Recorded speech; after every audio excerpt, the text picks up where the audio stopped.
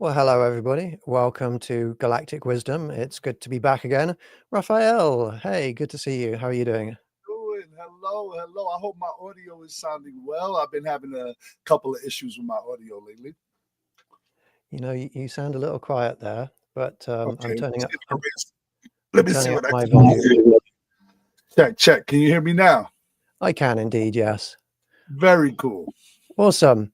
Well, Raphael is the local hybrid expert, and we're going to get to hybrids in a short while. But what I'd like to do first is to give an overview of hybrids, and then maybe Raphael, if you listen to my overview of hybrids, maybe you can give a little bit of feedback about where you fit into this whole big picture. There's, 100%. there's different types of hybrids, and I'm going to go through the different types of hybrids.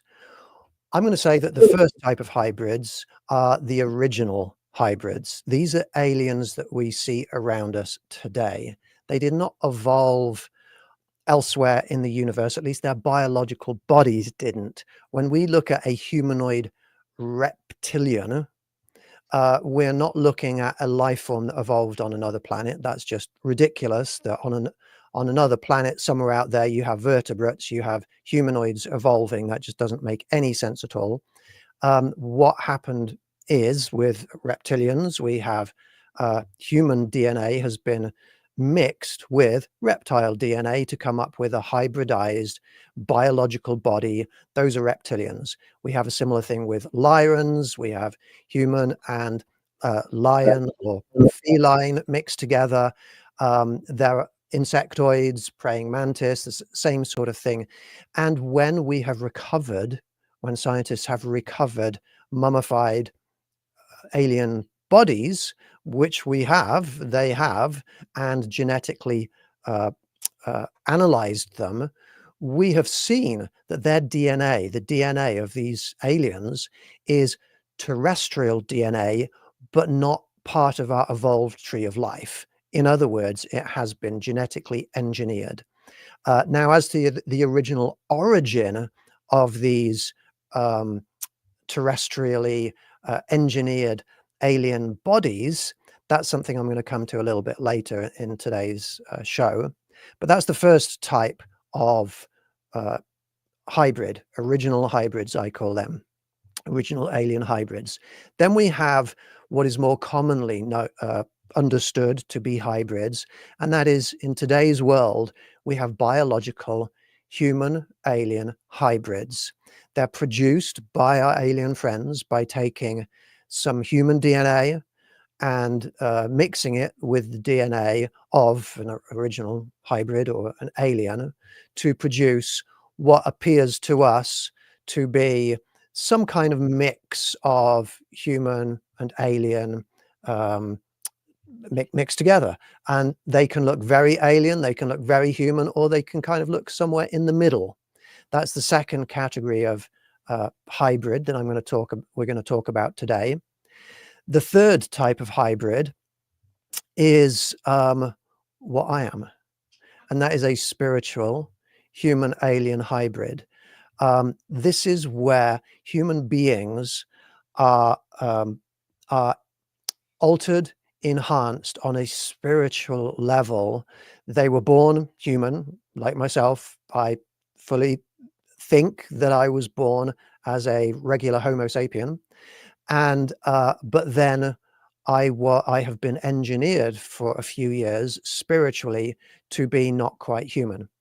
And when psychics meet me, they all kind of look at me and say, "Oh my goodness, what are you? You're not entirely human, are you?" And there is a reason for this kind of spiritual hybridization. With me, it's quite a long and intricate story that goes into the future as well, goes into time travel and communicating through time. That's the third type of hybrid. And I've got to throw this in here because, I mean, I'm a scientist. The fourth type of hybrid, well, humans are hybrids already, but just not in the way that people think. I don't think that we have been en masse hybridized with aliens in the past. There's just too many problems associated with that. But when we analyze our DNA, we can see that we are hybrid. We've been hybridized with Homo neanderthalensis and Denisovans and some of those other archaic humans back there. We interbred, and you can get your DNA tested and see that most people whose skin isn't extremely dark have been hybridized in the past with Neanderthals, Denisovans, and that up to about 6% of human DNA has been hybridized with some of these archaic humans. So there's a lot of hybridization going on. And Raphael, which of those categories do you fit into?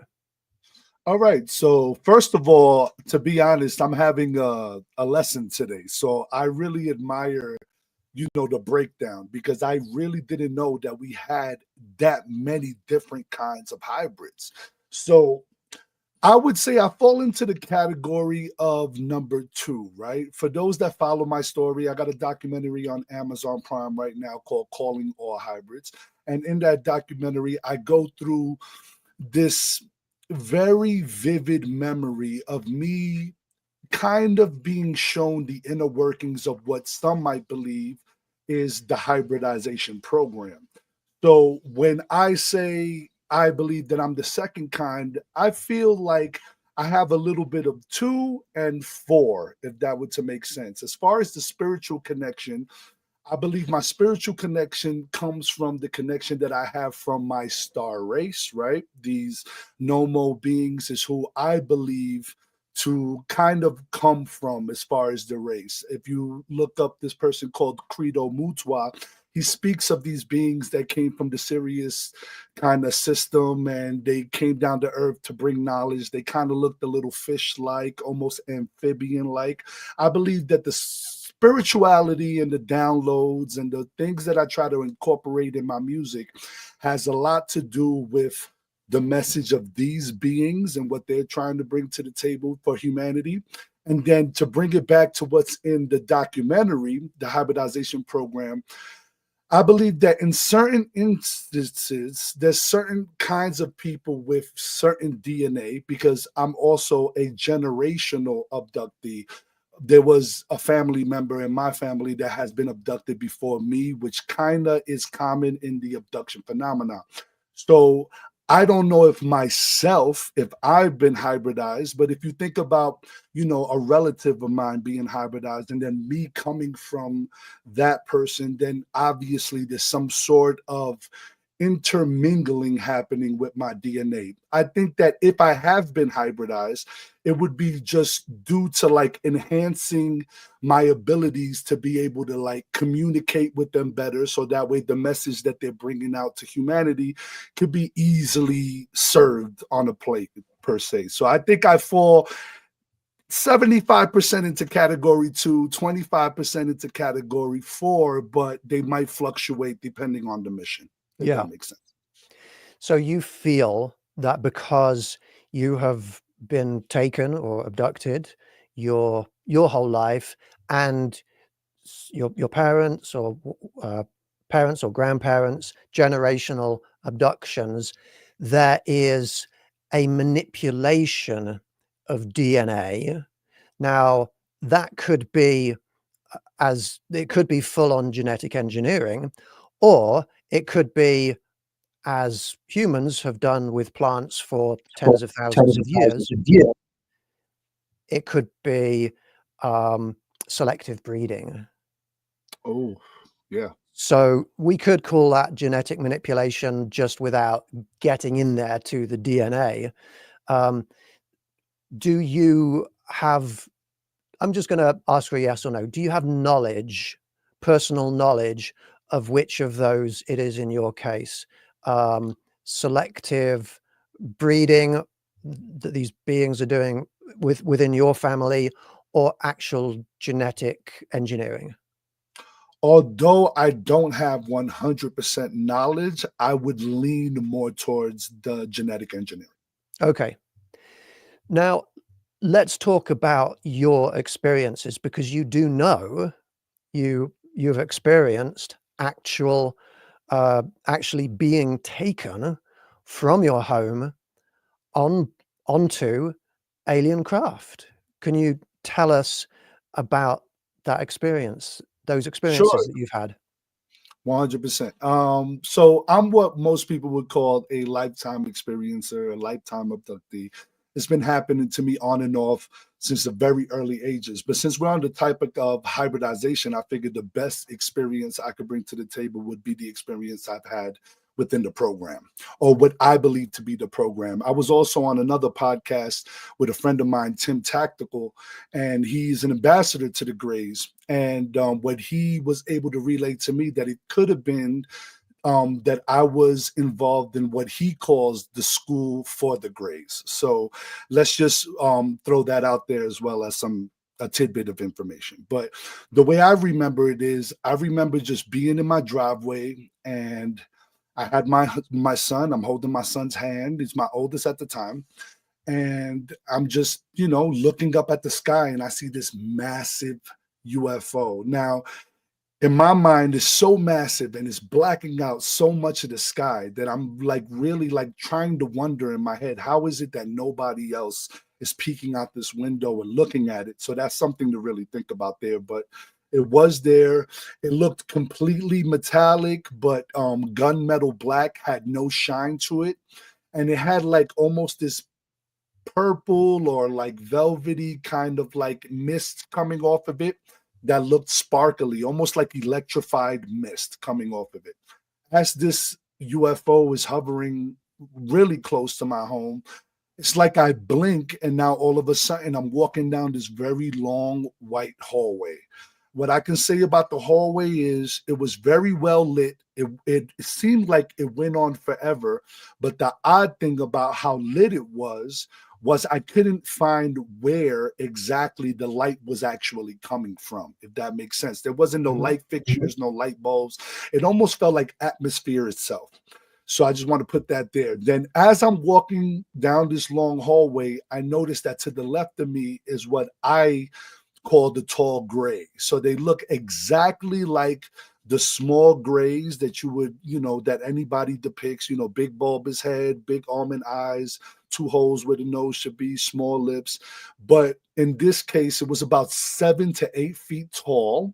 It had a very long neck, like twice as long as most necks should be. So it's almost exaggeratedly long. And their head, although it was looking exactly like a gray, it was very small compared to how I'm used to seeing the grays, with a bigger head compared to their neck and body size. So I don't remember too much about the clothing. I know from the top to about the waist, it was definitely didn't have any clothes on. Texture of skin would be similar to a dry dolphin websuit type stingray. And this being is walking right next to me, holding my hand. And I just remember how long the fingers were. The fingers were just wrapped around my hand. I'm 6'1". I have pretty big hands, and these long nubs kind of just dwarfed my hands. They were so long. As I'm walking, and by the way, I feel no fear. I'm completely calm, even though I'm realizing this big being is standing next to me. So I'm assuming I'm under some sort of control, but nothing menacing, nothing feels scary at all. It's just kind of high strangeness. I'm holding my son's hand with my right hand, and holding his hand is almost a carbon copy, identical version of the same being that's to the left of me, is to the left of my son. So we're being escorted by these two beings. And on the right side, all of a sudden is like this window.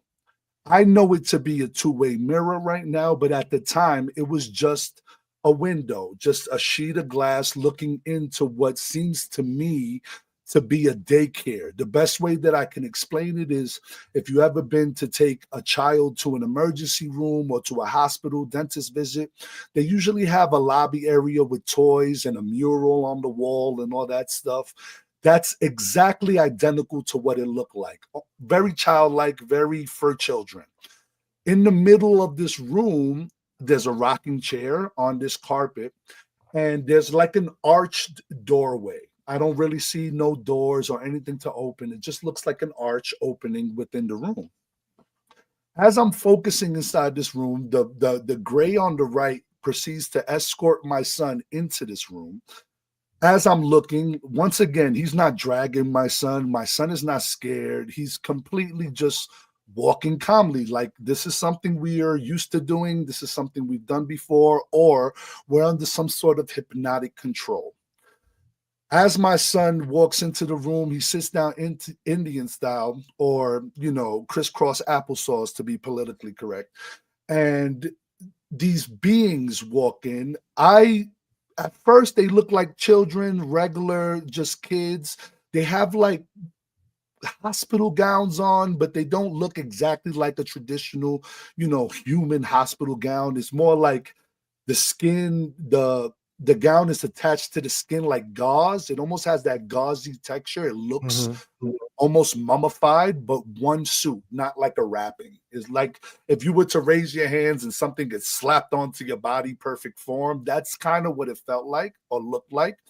And these kids sit down and they form a circle with my son, not around my son, but with my son. I noticed they're not regular kids because the eyes were just 2 to maybe 2.5, 3 times bigger than normal. They wasn't completely all black. I did see some white, some light eyes, different colors and all that, but nothing that would stand out like, wow, I never seen those color eyes before. Regular eyes, just bigger than normal. And the mouth and ears, for some reason, were also smaller than normal. So if you look at a normal mouth, when you look at a child, we have a kind of golden ratio that we can look at a person's face and kind of get a gauge. It was obviously off to my vision. That's why I can kind of consider these kids to be hybridized. Now, as I realize this is happening, there's this object floating in between all of the kids, and it's almost like the kids are teaching my son how to play catch without touching the object. So I don't know if it's telekinesis or whatever the ability is called. They're like playing catch, but they're not touching the object. They're kind of like passing it around to each other mentally. I'm watching this in awe. The gray is watching me the whole time as I'm watching this event happen, and I get brought into the same room and sat into that rocking chair. And that's when I noticed that it was a two-way mirror, because I wasn't able to see outside into the hallway. I only saw myself in the reflection in the rest of the room. As I'm sitting in this rocking chair, noticing myself, I can see the archway behind me, and this lady comes out, pale skin, looks human, but once again, it's almost like the ears are a little smaller, mouth is a little smaller, eyes are a little bigger, and very kind, gentle, no physical words, but I'm getting the sense of a download, like everything's going to be okay. I'm just going to hand you this child. I get handed a baby, and I can see that this baby is physically not doing well. The eyes are sunken in a little bit. It's barely like blinking. The hair is almost non-existent, like either it had hair and started falling out. Very pale. And I get handed this bottle, and the gray and this hybridized woman are both looking at me almost with the sense of like, okay, now bond with it. Connect with it. Show it love. Make it live. Do whatever you humans do to like make this thing work. And I just tried to feed it, and I can tell that the baby was not responding to the bottle. It didn't want to be fed. Whatever liquid was in the bottle was kind of like just dripping on the mouth, and maybe the baby was like, but it wasn't really responding. At that point, once again, weirdly, it's almost like I blink, and now I'm sitting inside of this huge auditorium. And it looks exactly like a college lecture hall. If you've gone to college, it's like the seats are staggered up ways, and it's weird because there's no legs on the chairs. It's almost like there's scoops coming out of the back of walls and tiers. And I'm sitting within one of the scoops, and there's this lady. this obese, I'm gonna say obese because she was really heavy lady, darker skinned, and me and her started to have a dialogue almost as if we were sitting there forever, but I just realized I was talking to her. And she was like, so where you from? I tell her I'm from the Bronx. She tells me she's from Brooklyn. We're having this conversation and dialogue. I think she's really nice. I'm actually giggling, not worried about where I am. It's kind of weird. And then as I'm focusing on the conversation, I noticed this being walking to the auditorium room towards this table that has this little square cube on it. And the being is something like I've never seen before. I rarely hear anybody else talk about this being, but it's like it has like a jelly type substance. It's head, shoulders, arms, body, legs, just like humans, but it definitely didn't have bones, and it moved like it didn't have bones. Like the inside of the skin was like watery or full of some kind of sparkly liquid or essence or whatever, but it wasn't solid. It was like I'm looking at a shape take form of a human walking in like a very fluid motion towards this table.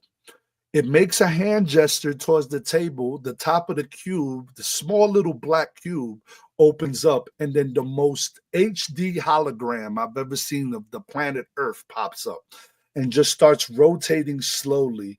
And I'm looking at it, and it's so detailed and so defined and so huge. And I'm in such awe of this hologram that it almost felt like if I took my finger and touched the hologram, something on Earth would get affected. I know that's not the case, but that's just how HD and like high definition it looked to me. So as I'm focusing on just the awe of this hologram, I see this small meteor come out of the corner of the auditorium. It hits the world blows up, and then I hear inside of my body in a voice that doesn't sound like my own, almost a little robotic in nature, when this happens, you will all have a job to do. And then once again, it's like I blink, and now I'm in the middle of this huge field. And for anybody that knows anything about like Woodstock or anything like that, you can look up photos of Woodstock and you can see like a huge amount of people in this field listening to music.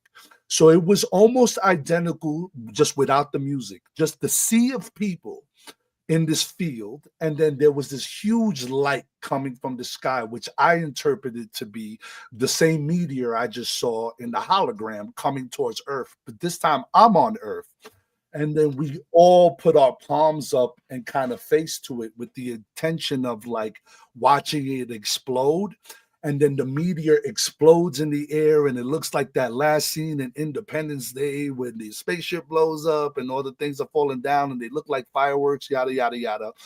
And then once again, I blink and I'm back in my driveway. My son's head is sleeping on my shoulder with his legs wrapped around my arm. I'm holding him, and I see that same UFO slowly floating away. And the odd thing about that is, although it's the end of my memory, I don't remember walking in my house, laying my son down, going back to sleep. It's just like I blink from the driveway and I wake up in this morning. So that was my hybridization experience in a nutshell. What a fascinating and cool experience. And there's a lot to analyze about that. And I'm pretty certain I know what it was all about, what was going on. But there's just a few things I want to pick up on. And the first is to say there are many different alien species there. Now, you're referring to the hybridization program. You have knowledge of one. I definitely have knowledge that there's quite a lot of different ones. Do you have firsthand experience of other, like firsthand experience of other hybrid programs, or is that's the only program? That would be the only one that I specifically remember being a part of. Yeah. Okay, thank you. Now, your experience is I kind of want to say very believable, but I don't have beliefs. I have knowledge based on evidence. That I've talked to many people who have had experiences very similar to yours.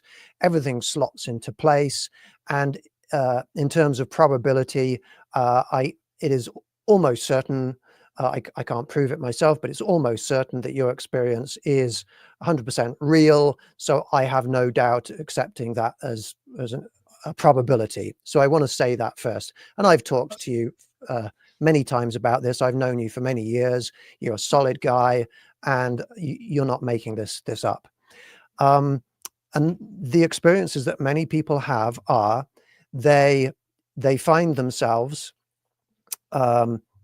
often face to face, sometimes in their bedrooms with different alien beings, and then there will be a process where they find themselves drifting through a wall or up through the ceiling, or they don't remember, but they find themselves on a craft, but they basically taken up into the sky, sometimes with a transport vessel, a smaller alien craft that goes up into a larger craft, and then they find themselves on board this larger craft. And it's an interesting point that you brought up, that you would have thought, hang on, how is the whole neighborhood not screaming and reacting to this? Because that's common. I've talked to many people who have said this craft was massive and they could see it. It made no sense. You so should be able to see a highway distance away. That's what I mean. You should be able to see this thing. So whether it is them letting you see, or you being able to see because you're connecting on their level, maybe you're slightly phasing out of 3-dimensional space into 4, and that's why you can see it, something like that. But it is a phenomenon that these huge, big mothership crafts can be hanging over a small, or a neighborhood, a residential area, and only the abductee will see it. It's also very common that the experience is not an unpleasant one. Most people I talk to, the experience is not an unpleasant one. There are, and I do want to acknowledge this, there are some people that are terrified by their experiences, and they go through experiences that are a little bit more terrifying than what you've described. And that's one of the reasons why I understand that there's more than one program. And I'm going to talk a little bit about some of those other programs a little bit later in this show. But then you describe seeing these tall beings. It's a common occurrence that the beings that are involved in taking humans on board their craft, the ones in charge, are tall. You described yours as tall grays. I've heard them described as tall pinks before. Okay. But there are those that are in control, and they're very tall. And they can have different color skins, different species, I imagine. And then sometimes there are smaller beings, like traditional type gray-like beings, that are kind of the workers running around, dragging people, taking people to places. Did you see any of those, or did you only see the taller beings and the hybrids? Okay, so traditionally, it's funny you bring that up. Traditionally, whenever I had an experience on, let's say, Earth, right? It would be the little grays. It's the little guys. It's almost like they're the foot soldiers. Those are the guys that get you on board the ship to get to the tall guys. When I was on that long hallway, all I can see was in the distance that there was humanoid movement, like there were other people in the distance, but I couldn't tell you if there were military personnel. I couldn't tell you if there were other grays. I couldn't tell you if they were short or tall, because the distance was so vast and so far.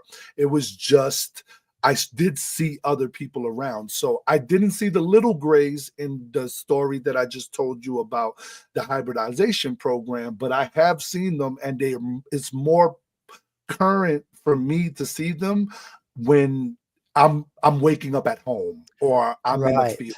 Like so they are there, and you have had experiences with them. That's very interesting. Just as an aside, I want to point out, some people refer to them as like living robots.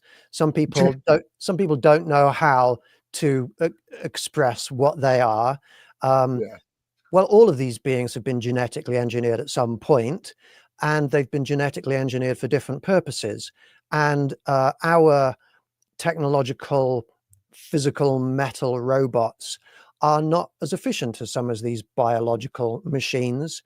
We could call them biological robots. The thing that I don't go along with, that some people assume, is that because they've been engineered and they're a little bit more sort of worker-like, is that they don't have they're not sentient, they're not conscious. And I find that nonsensical, because if they have brains, they have consciousness, they have sentience, and it's only sort of human,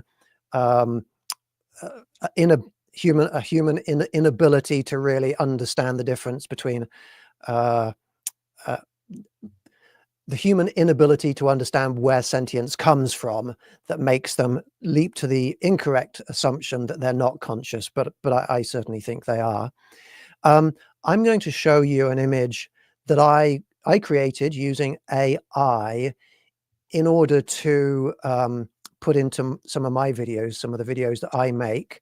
And I wanted to produce an image of a biological human alien hybrid woman.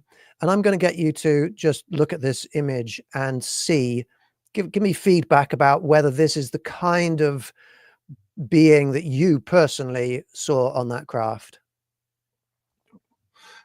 Okay, you know what's so okay? This is almost scary, and I'm gonna tell you why.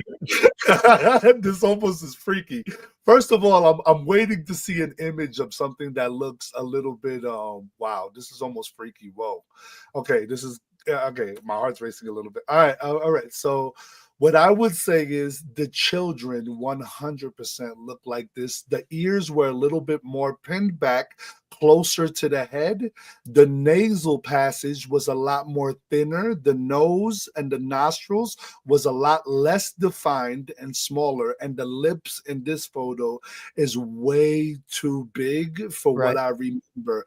But everything else, those eyes, I will never forget those eyes. Those eyes is exactly the size that I remember. It's almost like even now, as I'm looking at this photo, I am just fixated on their eyes. The eyes are almost 100%.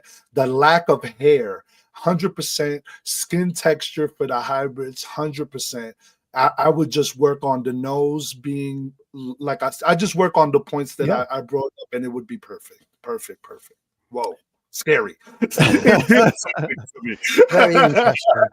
Now, to you, the hybrid baby that was shown to you looked unwell.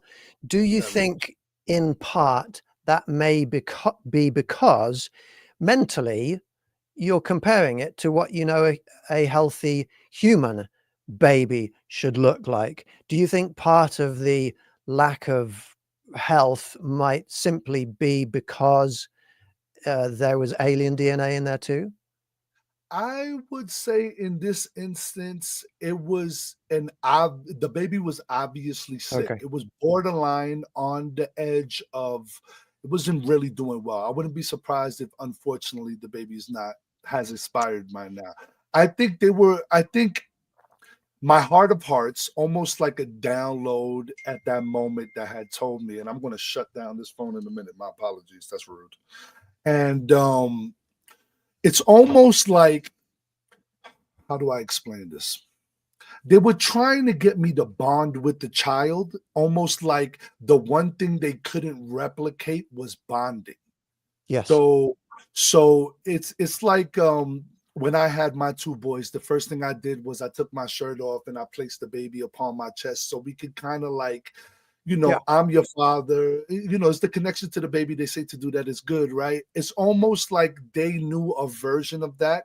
And in some way, that baby might have had my DNA. So they were like, hey, pick up the dad and see if the dad can like feed the baby. The baby hasn't been eating. Let's see if the dad can bond with the baby. And then from there, the baby gets better.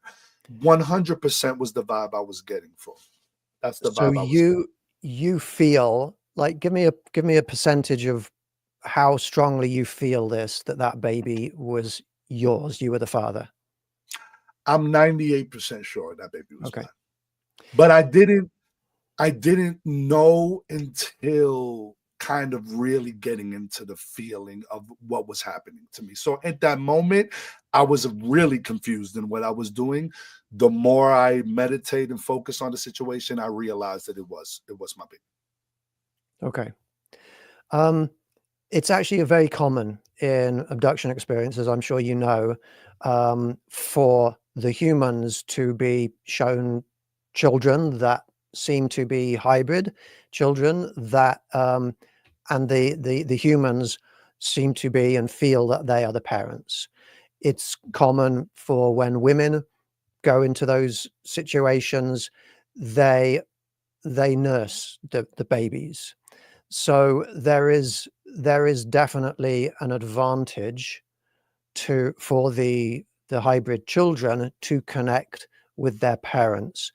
Did you feel what could be described as a connection beyond just regular five senses? Do you feel that you were connecting with your baby in a psychic, spirit, or spiritual way Currently or at that time? at that time? At that time, I would say it was more of a confusion. It's weird because Okay. I knew what I had to do was to feed the baby, and I got the sense that they want me to bond with it in some way. Like this Yeah. is my baby. Like but I was too out of it maybe to understand the process of what was going on. But the connection is definitely there. I mean, I don't really talk about this a lot, but I do have a connection to a hybrid daughter that I've known is on ship and we've connected with before as well. So I know through the program, I wouldn't be surprised if it's more than one baby that I have had. But you know, it's I guess it's a part of the process. I wish I knew more, but it's just unfortunately I was brought into the thing. Okay. So you have knowledge of those hybrid children that were there and that sickly baby that was almost certainly yours, but you also have a healthy, living hybrid daughter called Exara. Am I saying that Yes. right? Yes, 100%. The reason why I don't speak about it a lot is because, I mean, I'm just going to be completely honest. The reason why I don't speak about it a lot is because the memory that I have with her is more of a connection that I have whenever I'm kind of lost in my way. She's 100% the guide that's helping me continue on, you know, dealing with the effects of being on this 3D planet, right? Dealing with the bombardment of, let's say, electromagnetic energy from all the 5G and everything that's going on. Eventually, the human side of me gets overwhelmed, and Exara is the one that kind of comes in and goes, "Hey, Dad, you have a job to do. We're all kind of depending on you to do your job, just like everybody else to do theirs." So it's like she keeps me grounded, so I kind of like keeping that closer to the chest. But I think there was a lady that was coming out speaking about her hybrid experiences and how she's the mother of multiple hybrid babies. And I see the joy that she has in like speaking her truth, and through other people speaking about their hybrid experiences, I slowly but surely am getting comfortable and more comfortable to speak about my connection to my daughter. So yeah, this is kind of a little bit of an exclusive, but I'm okay with that one. Okay, well, very cool. Um, so I want to acknowledge that there may be people watching this show who feel that they're being taken, they're being abducted, whatever words we choose to use. Um, I think it should be acknowledged that the idea to many people of being taken without permission is not morally acceptable. Um, I think it should be acknowledged that the idea of being sexually utilized by many people non-consensually is morally unacceptable to many people. So anybody who's watching, who's going through this and maybe doesn't feel the joy, the happiness, the excitement, the interest, you know, this is chill that you're experiencing, maybe they're feeling more like this is a violation or even terrifying, I want people to know that I'm with you. I get that. I understand that. I have had people who have come and talked to me, seen some of my photos, seen photographs or scans of beings that people in my meetings have drawn, and seen the face and break down instantly in tears. And who are they? What do they want? Why are they doing this to me? It can be very traumatic. But I want to also give, so I want to give a couple, 2 or 3 messages to those people. If you need somebody to talk to, reach out to me, and I can help you to understand the experience put it in perspective. Even though it may feel like this is not okay, I want us to think a little bit about, well, what do human beings do, say, to dairy cows? Probably definitely what we do to them is a lot worse, because after all of that reproductive stuff, we put them in terrible environments and then we kill them and eat them. Human beings are not going through quite as bad a thing in these abduction experiences. So I want people to sort of keep that in perspective. Now, the people I know who eat or drink dairy, they don't feel like they're contributing to anything terrible, but the cow may not agree. These alien beings may not think they're doing anything terrible to humans, but the humans may not agree. Morality is a matter of perspective. Morality is subjective. One thing I will tell you is that in my Patreon group, I do actually every once in a while reach out to these beings and try and, in a diplomatic way, talk to them and explain to them, you know what, the non-consensual thing, we could do better than that. We could do better than that. And I also, there are a lot of people, both men and women, who every time I talk about this thing, they say, I would volunteer. I would volunteer to have, there's a lot of that out there. But there's more important things I'm going to say.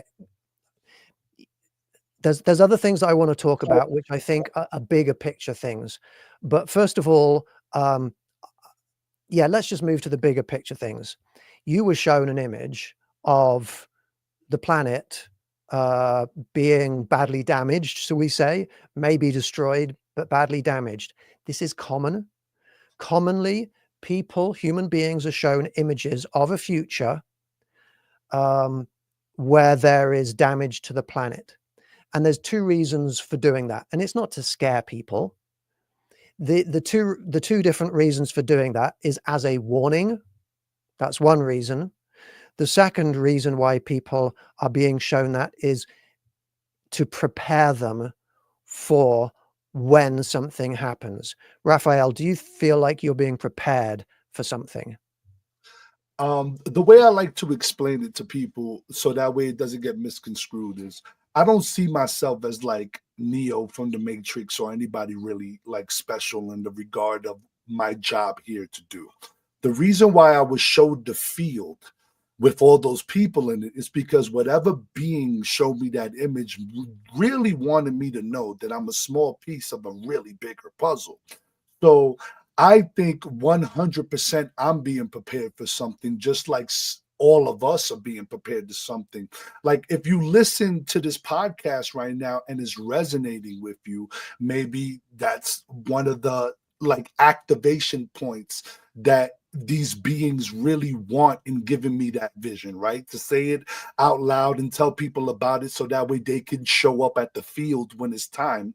But on a retrospect, I've been in meetings before where a lot of other psychic people that I trust would say, that's more of a metaphor in saying, the world's about to go through some changes and the old dichotomy is about to be destroyed by whatever reason, whatever this asteroid is. And it's up to us to either shift timelines or make it to where it doesn't happen. All of us in that field can control whether that asteroid hits or if it doesn't hit. So it can be an energetic metaphor in, the planet going through a severe change and us as hybridized, experiencers that are willing to get on podcasts like yours and tell our truth are just awakening everybody to show up at that field, or it can actually be a moment in the far future, near future, where I might be called to be somewhere for some reason beyond my knowledge. Whatever it is, I'm open to it and I'm ready to do the work. And I've noticed a long time ago that I'm here to serve. I'm here to give the knowledge that I've been received from the stars, and I'm here to like tell people about my experiences, no matter what it might make anybody look like doing it, just because it is the job, right? We came here to do the job. So, and also I want to touch on one other thing. It might be scary when these gray beings come into your room, and I can totally understand that. And one of the reasons why I would say is we want to try to focus on this. These beings are so telepathic that they have no reason to use facial like Yeah. facial mannerisms. So as humans, we like 80% of our language is body language. When we look at a being that might be stare looking at us, that being might be the happiest being in the world, but since it Yes. doesn't use its face, it doesn't look that way. So just try to keep that in mind. Yes, it's scary. It might be a difficult thing to go through, but the more you listen to these podcasts and you attend groups like Rupert's groups, where he has a lot of amazing groups with a lot of amazing people that can help you through those things, you'll realize very, very fast that humans communicate in one way and these beings communicate in another. So try to keep that in mind when you have these experiences as well. Absolutely. There's some very good points you just made there. So, this is a subject we could easily talk about for another couple of hours, but we only have about 5 minutes left. Um, Sure. I do know from my whole life of experience and talking to thousands of people about this subject that there are a number of people who are being shown visions of the Earth kind of collapsing in a few different ways. Definitely environmental damage. I mean, a classic example is the Ariel School in Zimbabwe incident in the 1990s, where Great. the craft landed. 62 children saw a craft land right next to their school, and alien beings got out and communicated telepathically with them and showed them an image of a future where environmentally the world is being destroyed. And that is common. I personally have had several different species reach out and give me the same message, both personally and through other people in my group. This is common. And this should be kind of, again, the word that people typically use is believed, but we don't need to believe it. I'm a space scientist. The science of climate change is very solid and clear, and it's only people with dark agendas that will tell you otherwise, and people who believe those people with dark agendas. Um, our world is rapidly accelerating into a very, very dangerous place, and there is, with knowledge, we can look into the future astrally and see that the futures that people are being shown are already there. And I encourage the people, this show is called Galactic Wisdom. I encourage wisdom. And the wisdom that I recommend that people try to acquire is to go away and learn about this subject, not from news stations, because that's not a good place. Learn from actual climate scientists, not from YouTube videos or TikTok. People send me videos on TikTok and say, "What do you think about this?" And I say, "Well, that's a TikTok video, right?" 100%, dude. Like, go to a university and talk to a professor. But people are being prepared for this future in the way, Raphael, that I think, I'll tell you my interpretation. I know I've told you this before, but you're being prepared for a future where something catastrophic happens to the planet, and then you're going to leap into action, and so are hundreds of thousands of people around the world.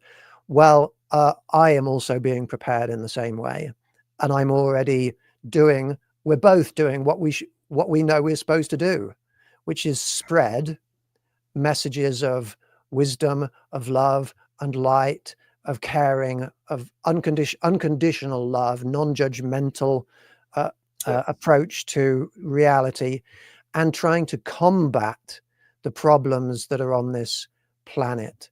That's what this is all about, as far as I'm concerned. Now, there's so much more that I want to say on this subject. Who knows? I may carry on talking about it next week, but I would like to leave people with the message: learn about this, because these issues that we're being shown them for a reason. These alien beings are asking us to please pay attention, and if we don't pay attention, people are not going to make it. Now, humanity is going to continue, but we're changing our environment in ways that are catastrophic. We're looking at we've already committed ourselves to approximately a 20 degrees Fahrenheit increase in temperature, global average temperature on this planet. People don't get how serious what we're doing is when we throw greenhouse gases into the atmosphere. The Earth is just going to, keep going. But the environment is changing, and that's where hybridization is going to be an important thing. That's why I'm being hybridized in my future and spiritually now. I've said my little bit, Raphael. I'm giving you 30 seconds to give any kind of summary end points that you'd like to talk about. I can do it. I can do it in shorter than that. I just want to say everything is love. Everything is vibrational energy. And to be completely honest, I wouldn't fear hybridization as much as other people might fear it. It's for whatever reason I believe is for the betterment of the future moving forward. So with that being said, peace and love, infinite light, and whatever you need, if you want to contact me, I'm open. My heart is full of love, and if I'm ever needed, I'm there. So just hit me up whenever. And thank you so much for having me on Galactic Wisdom. This is an amazing podcast. Please support Rupert and everything he does. Support the network and everything they do. I mean, KGRA is doing a lot of great things in the community. So please just support the network, man. Much love. Thank you. Where can people reach you? Well, you can reach me anywhere that you listen to your music. You could go check out Skits the PLK, that's Skits the Prophet Lucid King, on any of your streaming networks. All my music is there. And you could contact me under any of my social media networks. I'm pretty sure you can find me under Raphael Lugo or Skits the PLK. I'm the guy that looks bald in the picture. Great. And if anybody wants to join me, this is where you can connect with me. Just click on the big join for free button, or join one of my tiers if you want to participate in some of my activities. I would like to thank everybody so much for tuning in, and I wish everybody peace, love, and happiness. Goodbye.